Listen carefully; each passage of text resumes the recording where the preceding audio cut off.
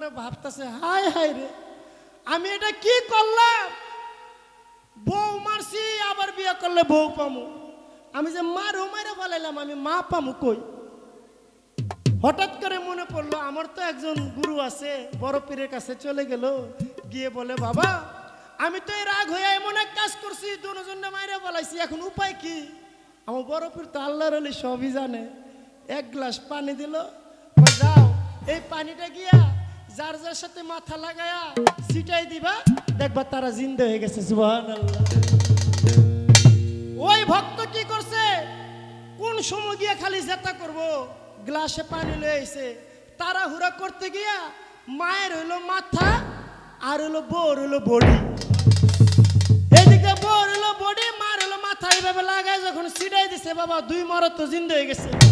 এখন তাকায় দেখে উপরে দিয়ে হলো বউর চেহারা, নিচে দিয়ে হলো মার বডি, আর এইদিকে চাই দে বউর হইলো বডি মার হইলো চেহারা, এখন মাও ডাক্তারে না বউ ডাক্তারে না।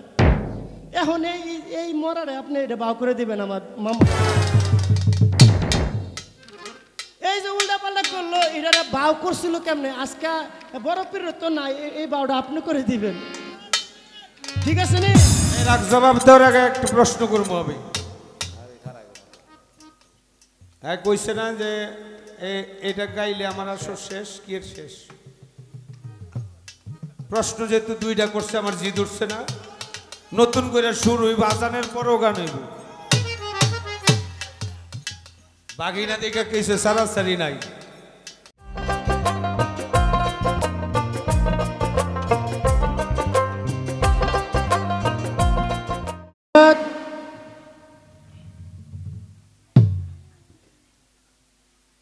আমার যে কথা ছিল খুব চমৎকার করে, মাইকে বেশি বাজে মনে হয়, ইয়েত বাড়ান, মনিটরে বাড়ান,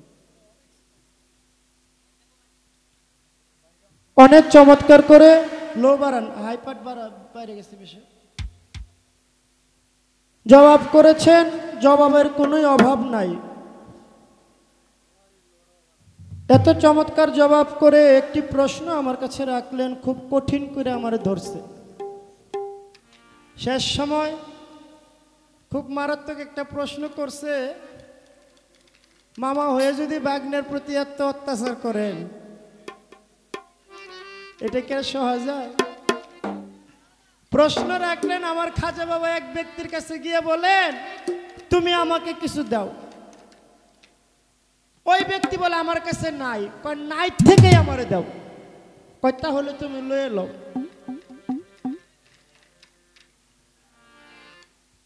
কি চাইলো খাজা বাবা এবং কি নাই, আবার নাই থেকে আবার কি খাজা বাবা নিল?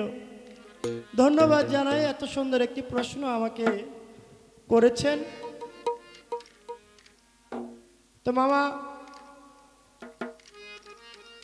আমাকে ভালোবেসে স্নেহ করে মায়া মহব্বত দিয়ে যতটুক সময় আপনাদের মাঝে আছি আমাকে দোয়া করেছে। আমারও একটাই চাওয়া আপনাদের কাছে, আপনারা যারা গুণী বাউল আছেন, আমি কোনো ভালো শিল্পী হতে পারবো কিনা তা জানি না, কিন্তু এতটুক দোয়া আমার জন্য করবেন যেন আমি একটা ভালো মানুষ হতে পারি। কারণ এই দুনিয়ায় আসছি, কিছুদিন পরে চলে যাব, কেউ থাকতে পারবো না।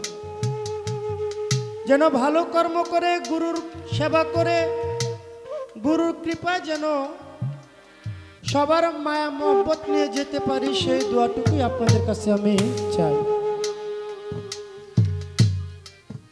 তো একটি গান আমি রাখবো, শেষ সময় আমার খাজা বাবার, আমার শ্রদ্ধেয় মামা, ওনার যিনি গুরু, আমার শ্রদ্ধেয় পাগল মনির সাহেব, যারা এ বাংলাদেশের ভিতরে এত সুনাম অর্জন করেছে, তাদের মতো আর কেউ করতে পারবো কিনা এটা সন্দেহ আছে। ওনার লেখা একটি গান করেছেন, তোমার নামে পাথর গলে আগুন হয় পানি, বড় পীর জিলানী।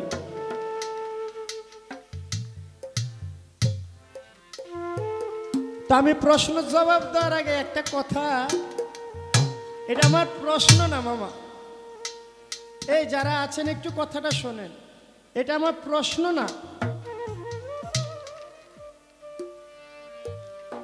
যে তোমার নামে পাথর গলে আগুন হয় পানি বড় পীর জিলানী। যদি বড় পীরের নামে পাথর গলে, বড় পীরের নামে যদি আগুন নিভে, কিন্তু একদিন বড় পীরের নিজের বাড়িতে আগুন লাগছে, বড় পীর সেটা নিভাইতে পারে নাই।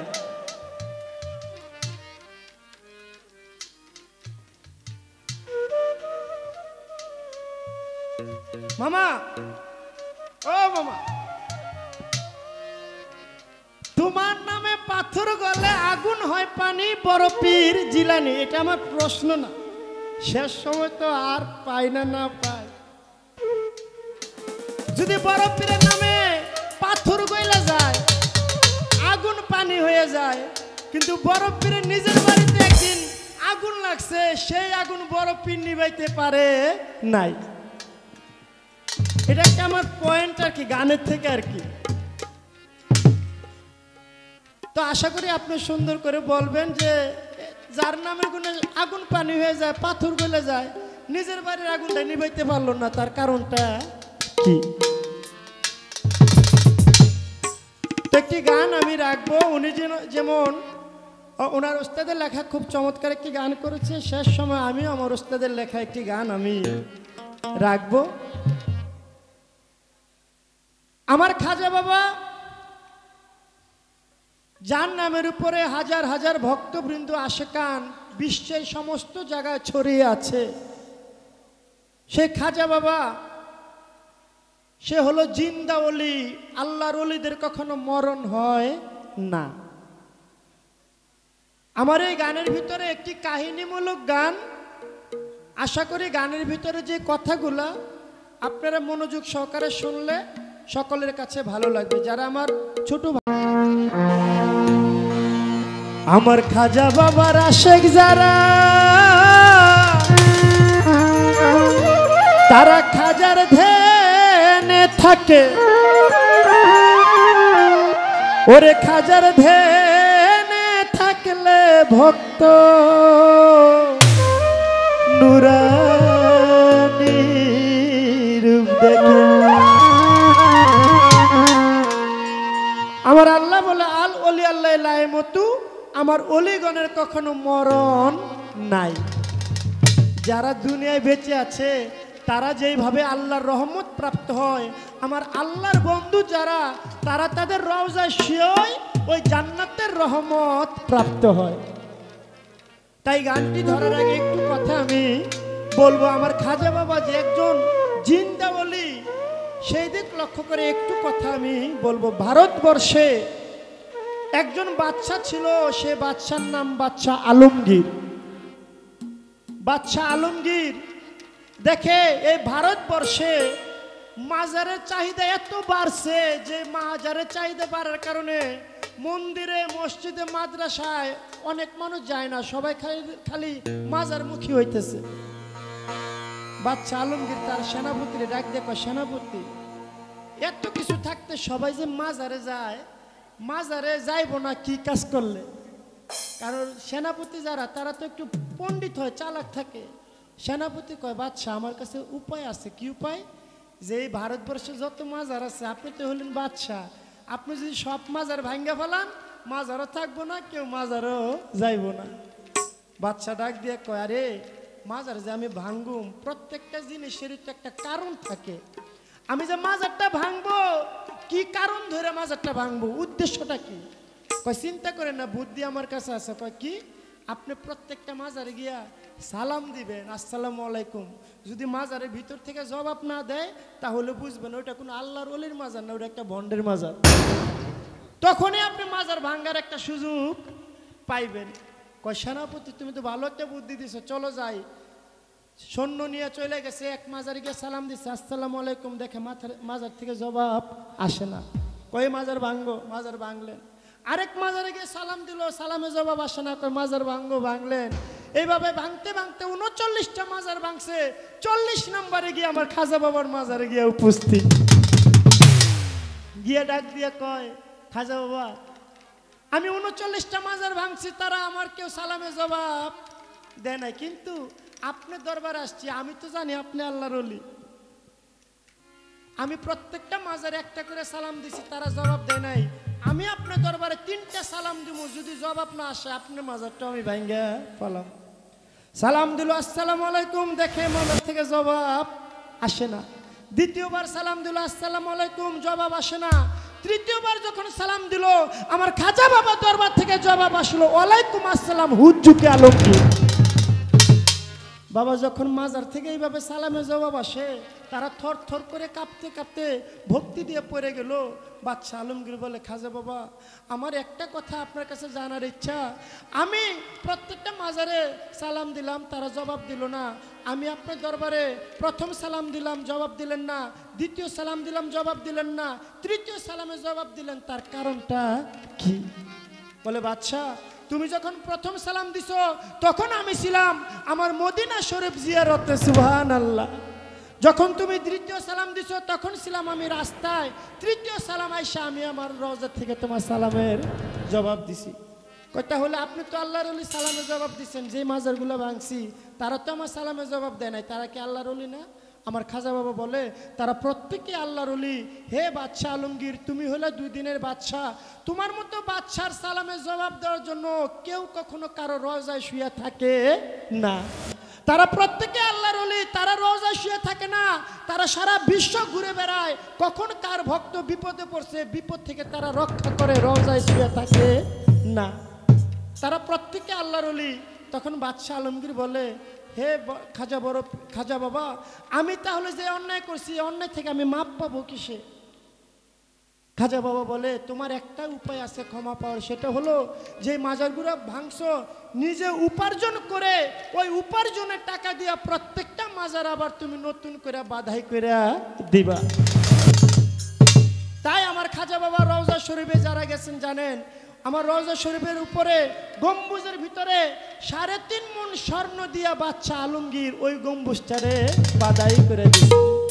তাই বলা হয়েছে আদবেতে ইশক জাগে, মোহাব্বতের বাজারে বেদবি কেউ কইরো না ওলি আল্লাহর দরবারে। তাই আমার ওস্তাদের লেখা এই গানটি। আমার খাজা বাবার আশেক যারা, তারা খাজার ধ্যানে থাকে।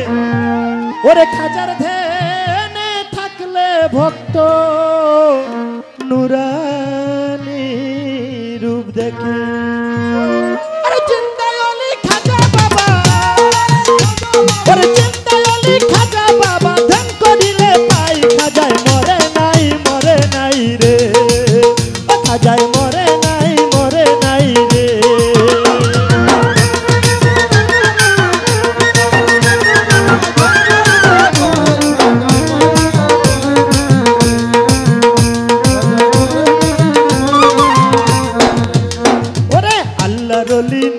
মরণ নিজে আল্লাহ কয়, ওরে জাতের সাথে মিশে গিয়ে অমর হয়ে রয়। আরে আল্লাহর ওলি নাই রে মরণ নিজে আল্লাহ কয়, আর জাতের সাথে মিশে গিয়ে অমর হয়ে রয়। আরে রুহানিদের সাথে ঘুরে, তারা রুহানিদের সাথে ঘুরে সর্ব জায়গায় খাজায় মরে নাই, মরে নাই রে, ও খাজায় মরে নাই, মরে নাই রে।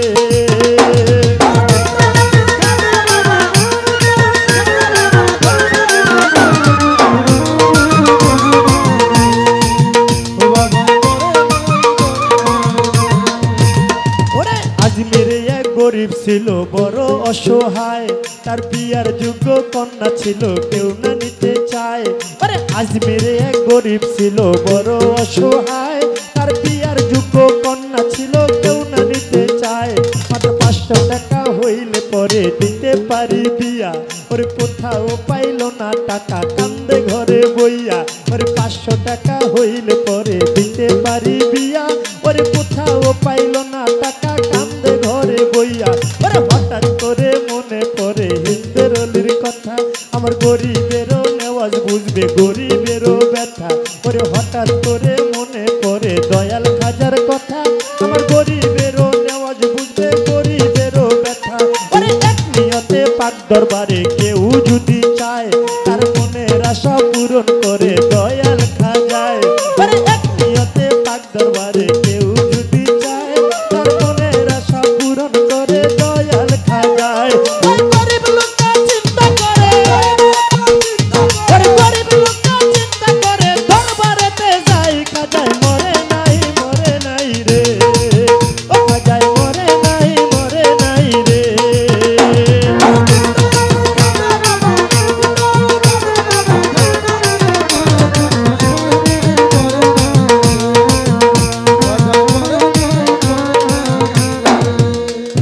দরবারেতে যাইয়া গরিব উঠায় দুটি হাত আর কান্দিয়া কয় খাজা বাবা করছি মোনাজাত। ওই দরবারেতে যাইয়া গরিব উঠায় দুটি হাত আর কান্দিয়া কয় খাজা বাবা করছি মোনাজাত।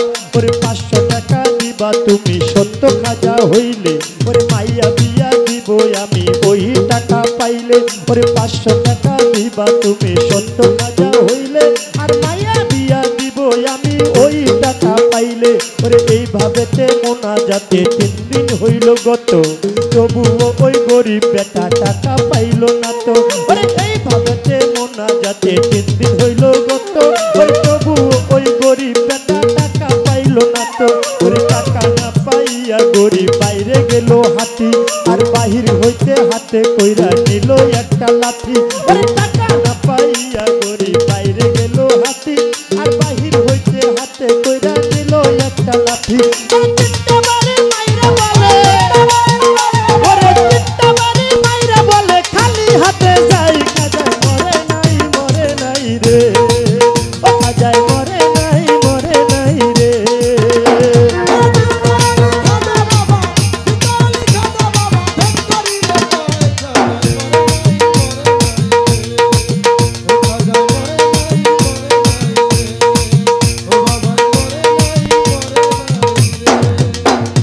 দরবার হইতে হাইটা গরিব গেল কিছু দূরে, ওর পিছন হইতে একে পাগলা ডাক দিয়া কয় তারে। ওই দরবার হইতে হাইটা গরিব গেল কিছু দূরে, ওই পিছন হইতে একে পাগলা ডাক দিয়া কয় তারে। ওরে পাগলে ডাক শুই না গরিব হইয়া গেল খারা আর পাগলাই তার হাতে দিল 500 টাকার তোরা। ওরে পাগলার কথা শুই না গরিব হইয়া গেল খারা আর পাগলাই তার হাতে দিল 500 টাকার তোরা। ওরে গরিব বলে টাকা চাইলাম খাজার দরবারে, আমার খাজায় তো দিল না টাকা যাচ্ছি খালি ফিরে। ওই গরিব বলে টাকা চাইলাম খাজার দরবারে, আমার খাজায় তো দিল না টাকা যাচ্ছি খালি ফিরে। আমি তোমার টাকা কেন নেব তোমায় চিনি না, তোমার পরিচয়টা না পাইলে টাকা নেব না। আমি তোমার টাকা কেন নেব তোমায় চিনি না, তোমার পরিচয়টা না পাইলে টাকা নিব না। ওই পাগলা পিছনে দেখো, ওই পাগলা পিছনে দেখো কম্বল উঠাই খাজায় মরে নাই রে, ও খাজায় মরে নাই রে।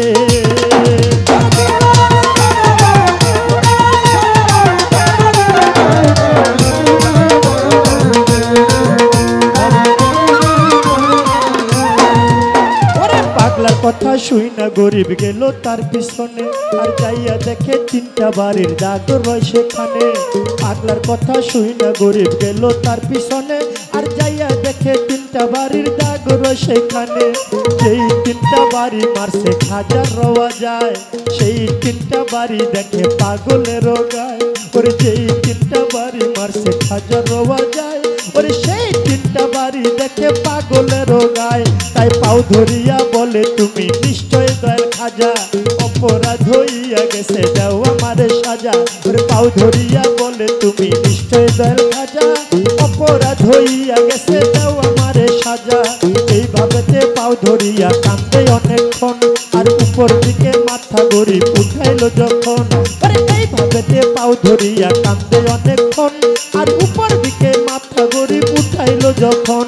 তাকে পাগলা গেছে গায়ে বইয়া নাই রে আশেপাশে, আমার খাজায় নিজে টাকা দিছে আইসা পাগল বেশি। ওরে পাগলা গেছে গায়ে বইয়া নাই রে আশেপাশে, আমার খাজায় নিজে টাকা দিছে আইসা পাগল বেশে। ওরে টাকা লোভে হাইরে গরিব খাজারে হারাইলি, বিশ্বাস ছাড়া দেয় না ধরা খাজায় আল্লাহর ওলি। ওরে টাকা লোভে হাইরে গরিব খাজারে হারাইলি, ওরে বিশ্বাস ছাড়া দেয় না ধরা খাজা অলি, আমার খাজা বাবা আল্লাহর অলি, যে করবে না বিশ্বাস, নামাজ রোজা ইবাদত তার সবই সর্বনাশ। আমার বড় পীর আল্লাহর অলি, যে করবে না বিশ্বাস, নামাজ রোজা ইবাদত তার সবই সর্বনাশ। আমার দয়াল খাজা আল্লাহর অলি, যে করবে না বিশ্বাস, নামাজ রোজা ইবাদত তার সবই সর্বনাশ।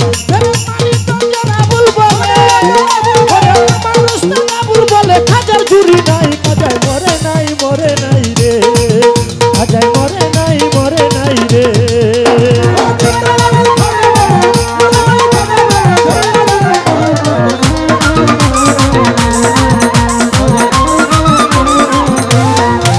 আমার খাজা বাবার আসে যারা খাজার ধ্যান থাকে, খাজার ধ্যান থাকলে ভক্ত নুরানি রূপ দেখে। দয়াল খাজার আসে যারা খাজার ধ্যান থাকে, খাজার ধ্যান থাকলে ভক্ত নুরানি রূপ দেখে। জিন্দায় আলী খাজা বাবা, খাজা বাবা ধ্যান করিলে পাই, খাজায় মরে নাই, মরে নাই রে, ও খাজায় মরে নাই, মরে নাই রে, ও বাবা মরে নাই, মরে নাই রে, ও খাজা মরে নাই, মরে নাই রে, ও বাবা মরে নাই, মরে নাই রে, ও খাজা মরে নাই, মরে নাই রে।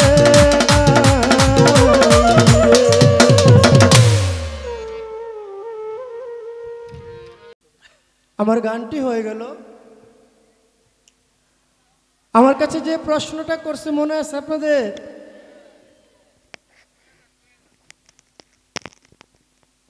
আমার খাজা বাবা একজনের কাছে কিছু চাইলেন, সে বলে আমার কাছে নাই। খাজা বাবা বলল নাই থেকে আমারে দাও। কি চাইলেন? কার কাছে কি চাইলেন? আমার খাজা বাবা তার যারা ভক্তবৃন্দ ছিল তাদেরকে নিয়ে সফরে বের হইলেন। যখন রাস্তা দিয়ে যায়, তার যারা সফর সঙ্গী ছিল সকলের পেটে আসতে, জবাবটা শুনেন,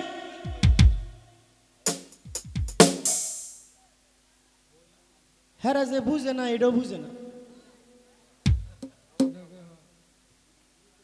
খাজা বাবা তার ভক্তবৃন্দদেরকে নিয়ে যখন রাস্তা দিয়ে যায়, সব ভক্তবৃন্দরা বলতেছে বাবা আমাদের পেটে প্রচন্ড ক্ষুধা, আমাদেরকে কোথাও নিয়ে কিছু খাবার দেন। আমার খাজা বাবা কি করলো, এক বাড়ির ভিতরে ঢুকে গেলেন ভক্তবৃন্দ নিয়ে। গিয়ে চেয়ে দেখে এক মা দরজায় বসা, গিয়ে বলে মা আমরা হইলাম মুসাফির, আমাদের পেটে অনেক ক্ষুধা, আমাদেরকে কিছু খাবার দেন। মা কয় আমি নিজে খাইতে পারি না, আমি আপনার কই থেকে খাবার দিব, আমার কাছে তো খাবার নাই। কয় আপনার কাছে যে নাই, এ নাই থেকে আমারে দেন। কয় নাই থেকে আমি কি দিব? কয় ওই যে দেখো তোমার বাড়িতে একটা গরু আছে, এই গরুর একটু দুধ দাও। মা কয় বাবারা, যে গরু কোনো বাচ্চা প্রসব না করে ওই গরুর কি দুধ বেরোয়? দুধ তো বাইরে না। কয় বাইরাইব, তুমি দাও। কয় আমি দিতে পারো না, যদি বাইরায় তুমি লয়ে লও। কয় তাহলে একটা আমার পাতিল দাও। পাতিল যখন নিয়া ওই গরুর নিচে আমার খাজা বাবা যখন রহমতের হাত দিয়ে যখন ওই গরুর বানের ভিতরে টান দিল, অটোমেটিক দুধ বাইরে চলে আসলো। গরুর কিন্তু বাচ্চা হয় নাই, কিন্তু যখন এই দুধ চলে আসে, ওই দুধ দিয়া যত ভক্তবিন্দু ছিল সবাই সেই দুধ সেদিন পান করছিল। ওই যে কইছে আমার কাছে নাই, ওই নাই থেকেই দাও। বললো যদি নাই থেকে দে তাহলে তুমি লয়ে লও। ওই আমার খাজা বাবা নিজেই দোয়া দুধ বাইর করছে। এই তো ছিল আমার মামার কথা, আমি বলার চেষ্টা করলাম, কিন্তু আমার যে কঠিন করে একটা জিগাইছে, শেষ সময় যদি আমি না জিগাই আমার মনে শান্তি লাগতো না। মামায় তো খারাইব, কিছু তো বলার সুযোগ দিতে হইব, তাই না? কারণ উনি হইলেন একটা বিশাল বড় পাথর, পাথরের ভিতরে আগুন আছে, ওই পাথর কিন্তু আগুন একা একা বের হয় না। যখন আরেকটা পাথর দিয়ে ওই পাথরের উপরে বাড়ি দেওয়া হয় তখন ওই পাথর থেকে কিন্তু আগুন বের হয়। আপনি হলেন বিশাল বড় এক পাথর, আমি যদি ওই পাথরে গিয়ে একটু টাচ না করি আপনি তো দেওয়ার কোনো সুযোগ নাই। তাই সেই সুযোগটা আমি করে দেব। শেষ সময় একটা প্রশ্ন আমি আমার মামার কাছে রাখবো। আমার বড় পীরের একজন ভক্ত ছিল, সেই ভক্ত হইল মাঠে হইল কৃষি কাজ করে, রোদের ভিতরে গরুর জন্য ঘাস কাটে। আর যারা কৃষি কাজ করে যখন চৈত্র মাসের রোদ, ওই রোদে যখন গিয়া ধান কাটে তখন বুঝে মাথায় কতটুকু রোদ লাগে। এক হলো পেটে খিদা, আবার হলো মাথার উপরে রোদ, মনের ভিতরে তো কোনো শান্তি নাই। প্রচুর খিদা নিয়া সে গেল বাড়িতে। বাড়িতে যাওয়ার পরে গিয়া দেখে তার বউ আর মা এমন ঝগড়া লাগছে বাবা, বউ ধরছে শাশুড়ির চুলে, শাশুড়ি ধরছে বউর চুলে, এমন চুলাচুলি লাগছে। আর ওই ব্যক্তির তো হইলো পেটে খিদা, মাথা হইলো গরম, ওই ঝগড়ার ছুটাইতে পারে না। হাতে ছিল ধারাইলা কাশি, রাগ হইয়া এমন এক কূপ দিছে, এক কূপে মায়ের গলা কাটছে, বউর গলা কাটছে। এখন তো দুইজনে মার্ডার করে এখন বসে রয়েছে। এখন তো মাথাটা একটু ঠান্ডা হয়েছে, ঠান্ডা হওয়ার পরে ভাবতেছে হায় হায় রে আমি এটা কি করলাম, বউ মারছি আবার বিয়ে করলে বউ পামু, আমি যে মারে বলাইলাম আমি মা পামু কই। হঠাৎ করে মনে পড়লো আমার তো একজন গুরু আছে, বড় পীরের কাছে চলে গেল, গিয়ে বলে বাবা আমি তো এই রাগ হয়ে এমন এক কাজ করছি, দুজনে মাইরে বলাইছি, এখন উপায় কি? আমার বড় পীর তো আল্লাহর আলী সবই জানে। এক গ্লাস পানি দিল, যাও এই পানিটা গিয়া যার যার সাথে মাথা লাগায়া ছিটাই দিবা, দেখবা তারা জিন্দা হয়ে গেছে। সুবহানাল্লাহ। ওই ভক্ত কি করছে, কোন সময় গিয়া খালি জেতা করব, গ্লাসে পানি লয়ে আইছে, তাড়াহুড়া করতে গিয়া মায়ের হইলো মাথা আর হইলো বউর হইলো বডি। এইদিকে বউর হইলো বডি, মার হইলো মাথা, এইভাবে লাগায় যখন ছিটাই দিছে বাবা দুই মরদ তো জিন্দা হয়ে গেছে। এখন তাকায় দেখে উপরে দিয়ে হলো বউর চেহারা, নিচে দিয়ে হলো মার বডি। আর এইদিকে চাই দে বউর হইলো বডি, মার হইলো চেহারা। এখন মাও ডাক্তারে না, বউ ডাক্তারে না। এখন এই মরারে আপনি এটা বাউ করে দিবেন আমার মামা। এই যে উল্টা পাল্টা করলো, এটা বাউ করছিল কেমনে? আজকে বড় পীর তো না, এই বাউটা আপনি করে দিবেন, ঠিক আছে নি? এই একটা প্রশ্ন আমার মামার কাছে শেষ সময় রইল। মামা কথা বলার পরে আর আমাদের কোনো পালাগানোর সুযোগ নাই, আমাদেরকে শেষ পর্যায়ে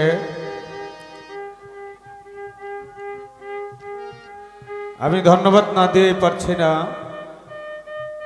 ইয়ামিন সরকারকে। চমৎকার,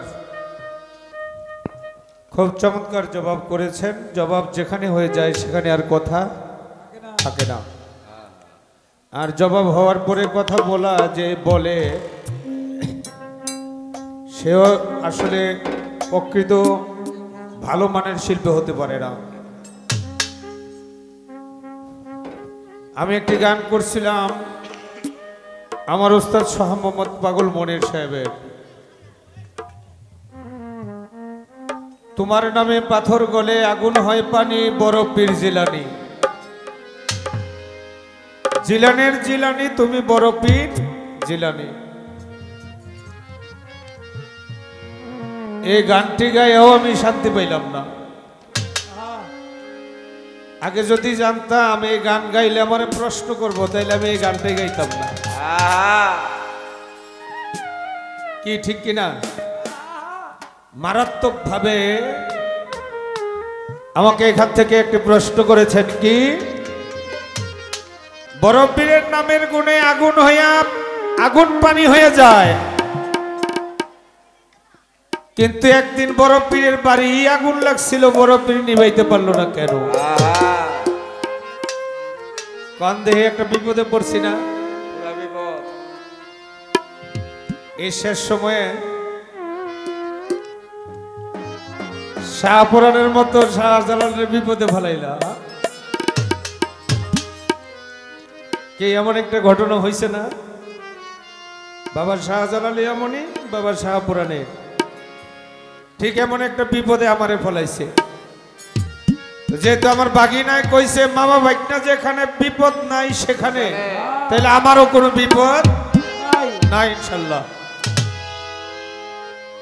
এইটা না হয় পারি দিব, কিন্তু আরেকটা যে জিগাইছে এটা কেমনে বাউ করি আমি? হ্যাঁ, শাশুড়ির বডি আর পোলার বউয়ের এলো কল্লা মাথা, আবার পোলার বউয়ের বডি শাশুড়ির এলো মাথা। এটারে কেমনে বাউ করি? বড় পীর যেভাবে বাউ করছে আমার তো এইভাবেই করতে হইব।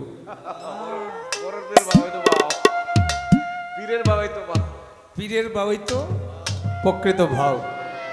আমি চেষ্টা করব বুদ্ধি কইরা। এই প্রশ্ন করছে যে সারা রাত যাই গেছে মামায়, শেষ রাতে একটা বিপদে ফালাই দেই, এই বিপদ লয়ে আমি এরপরে যাক। আমি ধন্যবাদ জানাই তাকে। এর আগে আমার বড় পীরের জীবনী থেকে একটা গান গেয়ে আমি জবাব দিয়ে আমিও চেষ্টা করব বিচ্ছেদের দিক যাওয়ার জন্য।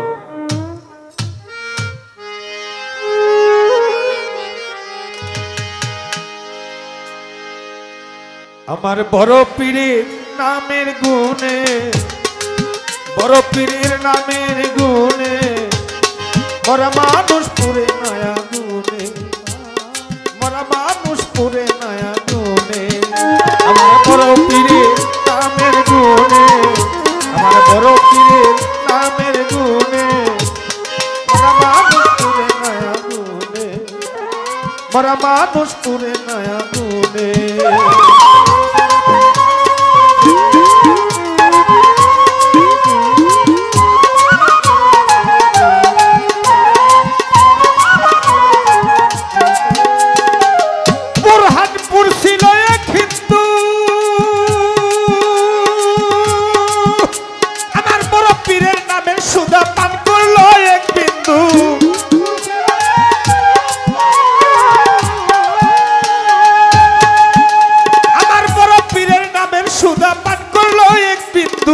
ধনরত্ন দান করিত গোপনে গোপনে,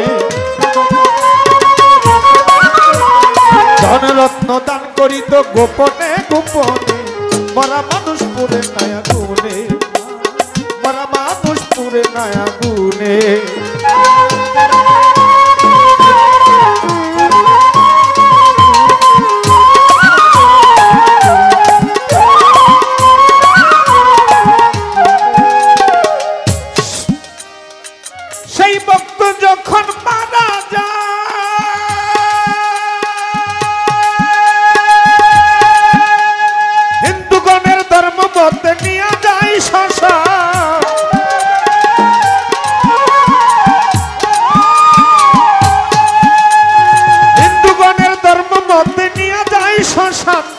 শ্মশানে নিয়া তারে দেয় চিতানলে,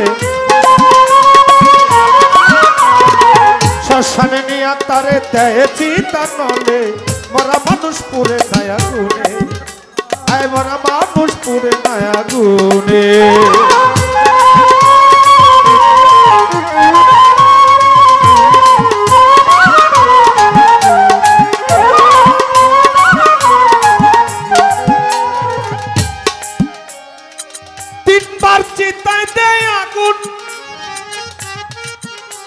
ওই প্রেমের মরা পুরে না গো ভাব ধরে ফাগুন,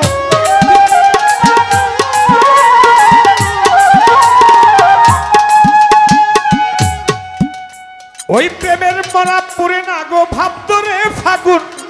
অবশেষে দেয় বাসায় নদীর গহনে, অবশেষে দেয় বাসায় নদীর গহনে মরা মানুষ পুরে নয়া গুণে, মরা মানুষ পুরে নয়া গুণে।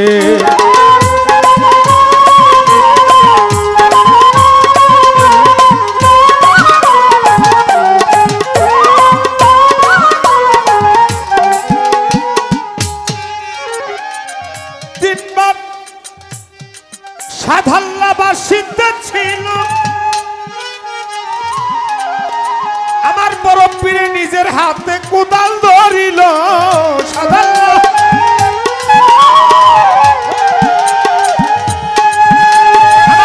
পীরে নিজের হাতে কোদাল ধরিল মাটিতে কবর দিল কয় কাজল দেওয়ানে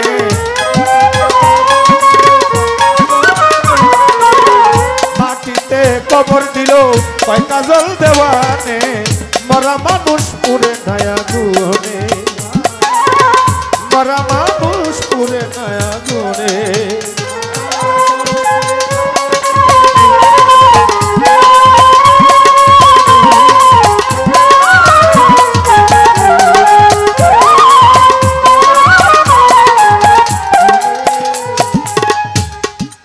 বড় পীরের বাড়ি আগুন লাগে বড় পীর নিভাইতে পারে না এই গানের মধ্যেও কিন্তু আগুনের কথা আছে বড় পীরের নামের গুণে মরা মানুষ পুড়ে না আগুনে বোরহানপুরের এক হিন্দু ভক্ত মারা গেছে বড় পীর একদিন ফজরের নামাজ শেষ করে সকল মুসল্লিদেরকে বলতেছে তোমরা কেউ বাড়িতে যাও না কারণ নদীর পাশে একটা মরা লাশ বেশি আছে এটাকে জানাজা দিয়া দাফন কাফন করে এটাকে কবর দিয়া তারপরে বাড়িতে যাইতে হবে মাটি মঞ্জিল করে বাড়িতে যাইতে হবে নামাজ শেষে সবাই নদীর পাড়ে গেছে গিয়া দেখে ঠিকই একটা মরা লাশ বড় পীর কয় আমি তার কথাই বলছি এই লাশটার কথাই বলছি কিছু ভক্তরা কয় হুজুর এর তো মাটি দেওয়া যাইব না জানাজা দেওয়া যাইব না কয়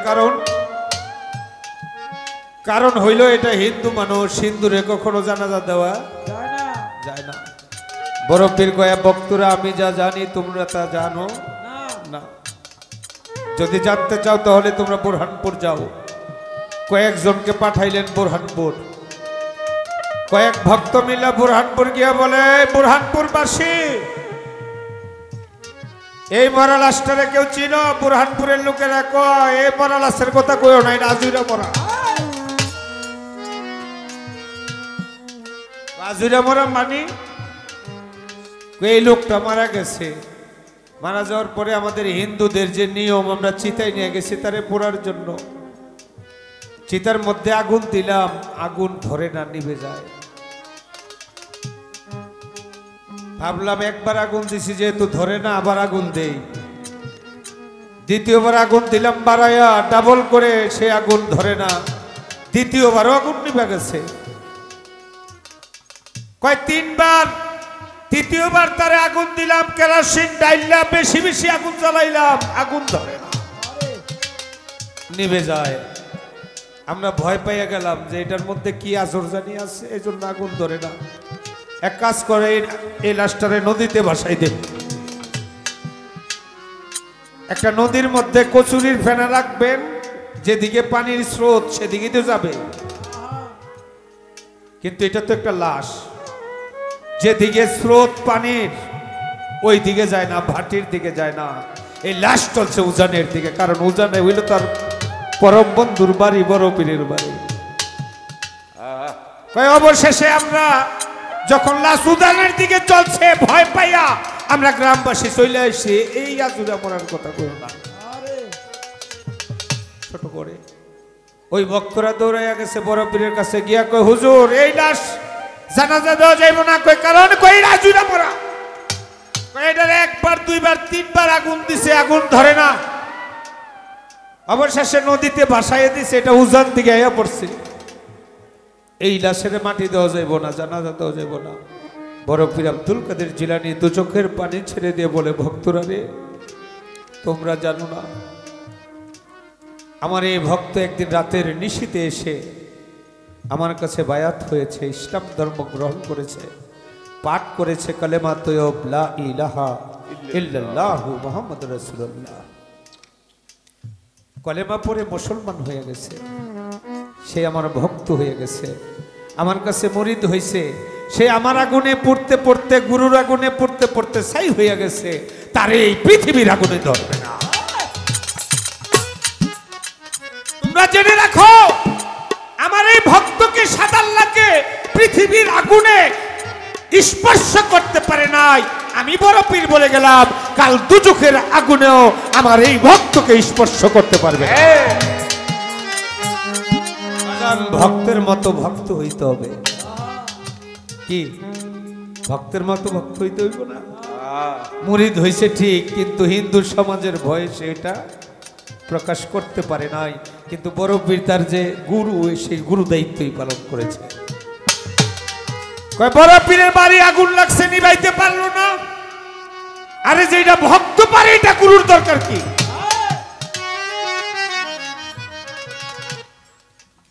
এই বাজান আস্তে। বড় পীরের বাড়িতে চাকরি করতো এক ভক্ত।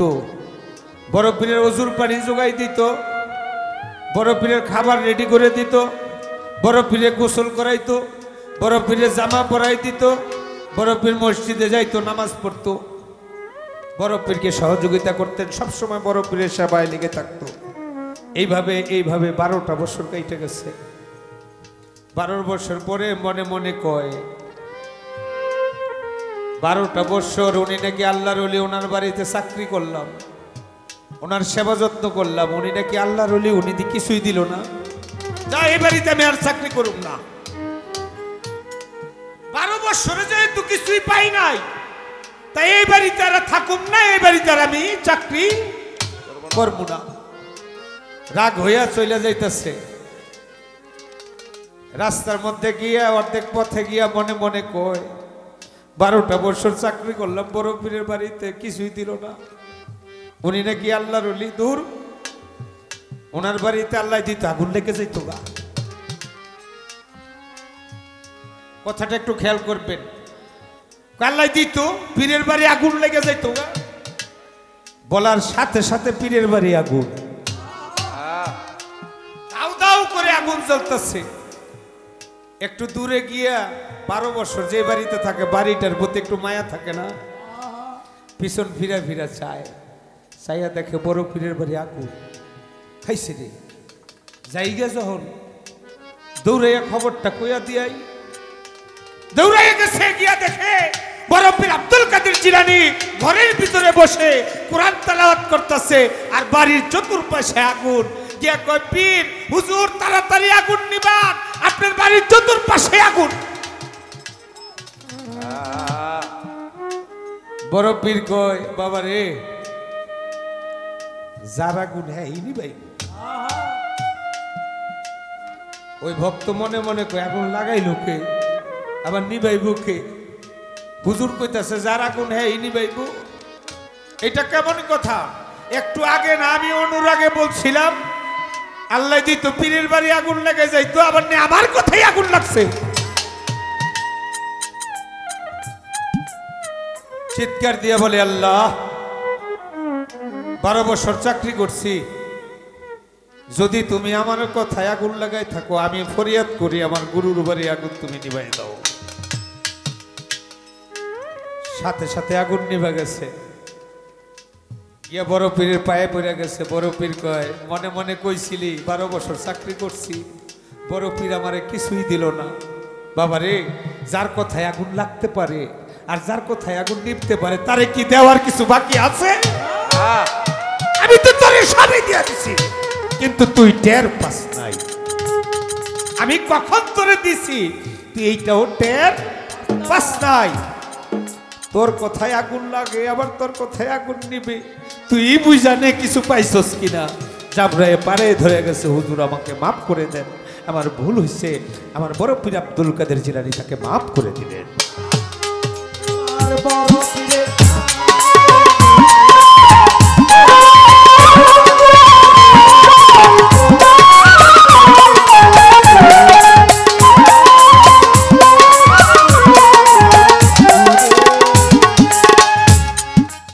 এই তো আগুনের কথা গেল, ভক্তের দিয়া নিভাইতে পারলেন, নিজের দরকার কি? এই ছিল তার কথা। এবার আসি বিপদে।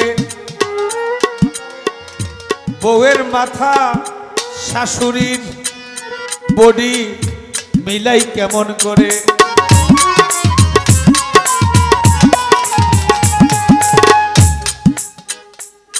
যাই ভাও করছিল মাইরা ভালাইছে। যাই বড় পীর ভাব করছে ওনে মাথার বডি লাগাই দিছে উল্টা। উল্টাটারে কেমনে ভাব করতে হইব? উল্টাটারেও ভাব করার রাস্তা অলিদের কাছে আছে, আমাদের কাছে না থাকলেও। কি অলিরা পারে না এমন কোন কাজ আছে? সব পারে অলিরা, অলিরা সব পারে। আর অলিরা যা পারে, যা চায় আল্লাহ তাই দেয়। অলিরা যা চায় আমার আল্লাহ তাই দেয়, কারণ অলিরা হইল আল্লাহর বন্ধু, আর বন্ধুর কথা বন্ধু রাখে।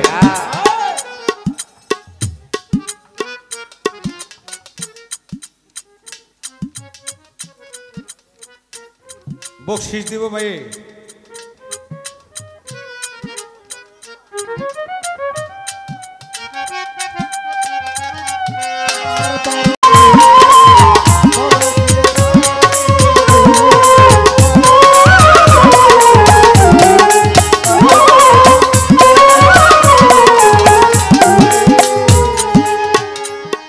এইবার আমি ভাও করিয়া দিব শাশুড়ি আর বউয়ের মাথা।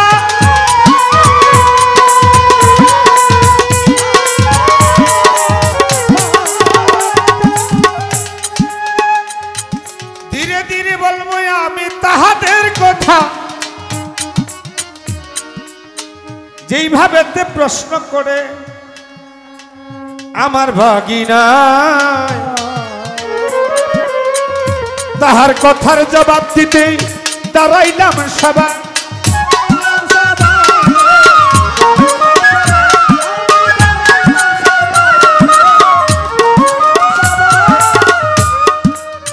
এর এক জবাব দেওয়ার আগে একটা প্রশ্ন করবো আমি। হ্যাঁ কইছে না যে এটা গাইলে আমার আসর শেষ, কি এর শেষ? প্রশ্ন যেহেতু দুইটা করছে আমার জিদ উঠছে না, নতুন করে সুর হইব, আজানের পরও গান হইব। বাগিনা দেখে কেছে সারাসারি নাই। পালা কি খাজা বাবার জীবনী না? আচ্ছা একটা প্রশ্ন আমি আগে করে লই। খাজা বাবার দরবারের পাশে হইল তারাকা পাহাড়। যারা আজমিরে গেছেন তারা জানবেন, বা শিল্পীদের থেকে বক্তাদের কাছ থেকে অনেকে শুনেছেন। খাজা বাবার দরবারের পাশে হইল তারাকা পাহাড়, আর তারাকা পাহাড় হইল খাজা বাবার আস্তানা। সেখানে মীরা হোসেন সহ 1,25,000 সৈন্য এখানে শায়িত। তারাকা পাহাড়ের খাজা বাবার দরবারটার নিচে, তারাকা পাহাড় উপরে ঠিক মাঝখানে একটা জায়গা আছে, এটা বলে বড় পীরের চিল্লাঘর।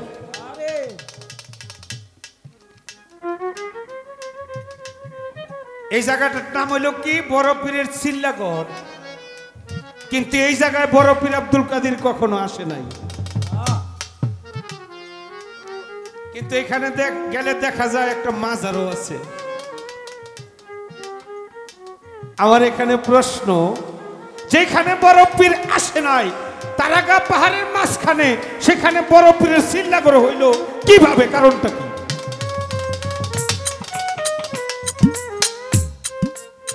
এটা হলো বাস্তববাদী একটা প্রশ্ন। আর কি এলো বাস্তববাদী একটা প্রশ্ন জিগাইলাম আমার ভাগিনারে, দেখি মাথাটা কি করে।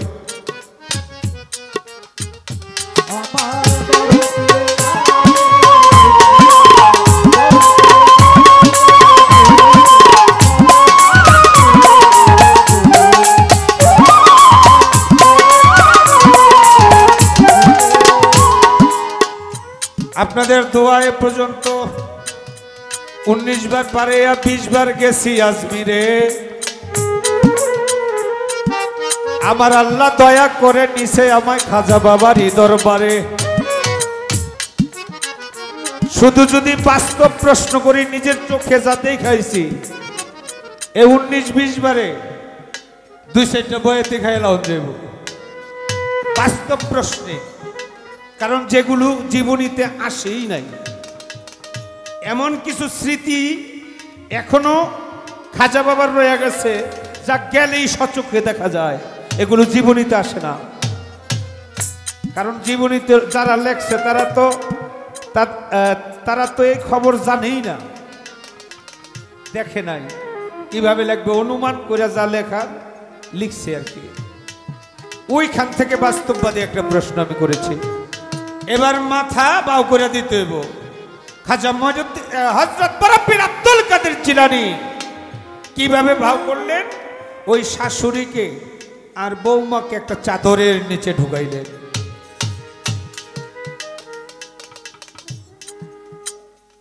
শাশুড়িকে এবং বৌমাকে, বউয়ের মাথা শাশুড়ির বডি, আর শাশুড়ির মাথা বউয়ের বডি, দুইটা আলাদা আলাদা হয়ে গেছে। তখন কি করবে? বিপদ না? এই বিপদকে রক্ষা করার জন্য বড়পীর আব্দুল কাদের জিলানী ভক্তদেরকে হুকুম করলেন, এই দুইটা লাশকে চাদরের নিচে ঢুকাও। চাদরের নিচে ঢুকাইলেন। বড়পীর আব্দুল কাদের জিলানী কি জানি কি মুখে কইয়া ওই চাদরের নিচে ফু দিলেন। এই লাশটাকে বাম পাশে আনলেন, বাম পাশের লাশটাকে ওই পাশে নিলেন। এবার কয় চাদর উঠাও, উঠাইয়া দেখে জানটা সেই আছে, আগের মতো বা হয়ে গেছে। এই ছিল তার কথা। আশা করি জবাব দেওয়ার চেষ্টা করলাম।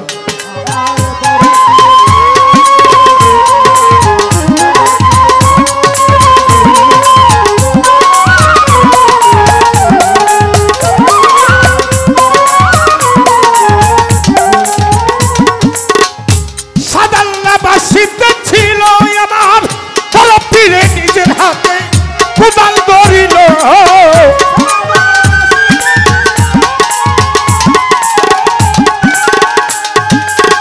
বড়পীরে নিজের হাতে কোদাল ধরিল, মাটিতে কবর দিল কয় কাজল দেওয়ানে,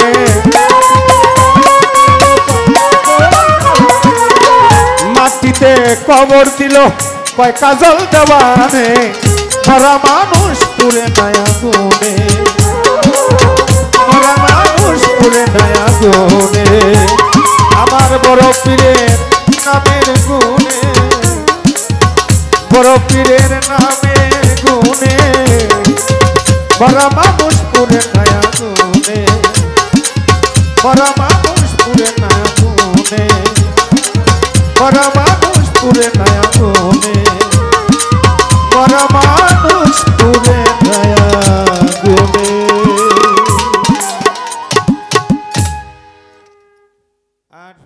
ধন্যবাদ। শেষ সময় মামা একটু মনে রাগ হয়েছে। ওই যে আমি দুইটা জিগাইছিলাম, তা আমি মামারে বলছিলাম যে মামা এটা আমার কোনো প্রশ্ন না, এটা একটা পয়েন্ট। তো মামা আমার পয়েন্ট না দিয়ে ডাইরেক্ট প্রশ্ন করে বইছে। আর এমন প্রশ্ন করছে, আপনি হইলেন স্বচক্ষে 19 বার 20 বার দেখে আসছেন, আর আমি হইলাম একবারও যাইতে পারি না। এবং যে কথা বলছেন জীবনে তো নাই। তারপরে আমার শোনায় আমি যতটুকু জানি, আপনারা একটা জিনিস লক্ষ্য করবেন, খাজা বাবার মাজার কোথায়? আজমির শরীফ। কিন্তু দেখা গেছে এই যে একটা খাজা বাবার নামের উপর আয়োজন, এরকম চিস্তিয়া দরবার, অনেক দরবার কিন্তু খানকা শরীফ আছে, যে খাজা বাবার একটা খানকা শরীফ, কিন্তু খাজা বাবা কিন্তু এখানে জীবনও আসে নাই। কিন্তু আশেক হইয়া যারা খানকা শরীফ দিছে, কিন্তু বলা হয় কি এটা হলো খাজা বাবার খানকা শরীফ। তাই কারাগার পাহাড়ে একটা জায়গা যেটা হলো বড় পীরের চিল্লা, চিল্লা মানে যেখানে পীর আউলিয়া বসে ইবাদত বন্দেগী করে, সাধনা করে, এটাকে বলা হয় চিল্লা। কিন্তু এখানে বড় পীর কখনো আসে নাই, কিন্তু বড় পীরের নামে হলো এই খানকাটা, চিল্লাটা হয়েছে কেন? কারণ বড় পীরের একজন ভক্ত ছিল, ওই বড় পীরের বাগদাদ থেকে বড় পীরের দরবারের একটা পাথর ওই কারাগার পাহাড়ে আইনা ওই পাথরটার একটা চিল্লা বানায়া ওইখানে সেই ভক্তটা হলো ইবাদত বন্দেগী করে। কিন্তু পাথরটা হলো আমার বড় পীরের দরবারের। বড় পীর যায় না, কিন্তু বড় পীরের দরবারের পাথর বইলা এই বড় পীরের নামে হইলো একটা চিল্লা ঘর। ওই বড় পীরের ভক্ত এখানে সে বাস করত, বড় পীরের নামে আল্লাহর নামে তপস্যা করতো, ইবাদত বন্দেগী করতো। আর ওই ভক্ত যখন মারা যায় ওই ভক্তের ওইখানেই মাজারটা হয়। আমার শোনা যা আমি যতটুকু জানলাম আমি এতটুকু মামা বলার চেষ্টা করলাম, যেহেতু আমি এখানে যাই নাই। একটা হলো নিজে গিয়ে প্র্যাকটিক্যাল দেখা, আর একটা হলো শুই না বলা, একটু ডিফারেন্স হইতে পারে। তাই আমি যতটুকু সম্ভব মামা বলার জন্য চেষ্টা করলাম। তারপরে যদি ভুল ত্রুটি হয় আমি আপনার কাছ থেকে যেহেতু জীবনীতে নেই আপনি জানেন, আমি আপনাকে ভালো করে জানা নেওয়ার চেষ্টা করব। কারণ কেউ যদি কারো কাছ থেকে জানে সে কখনো কিন্তু ছোট হয় না। আপনি আমার অনেক সিনিয়র, আমি যেটা জানি না আমি আপনার কাছ থেকে শিখব, আমি আপনার কাছ থেকে শিখব। আজকে আপনি হয়তো আমার কিছু বললেন না, কিন্তু আরেকজন তো আমার লেগে খাড়াই রয়েছে বলার জন্য। তাই যতটুকু সম্ভব বলার চেষ্টা করলাম। সারা রাত্র কথায় বাসায় আপনি যদি মনের অজান্তে কোনো কষ্ট পেয়ে থাকেন, আমার কোনো ব্যবহারে আমাকে নিজগুলো ক্ষমা করে দিবেন, কারণ ভুল ত্রুটি আমার হতে পারে।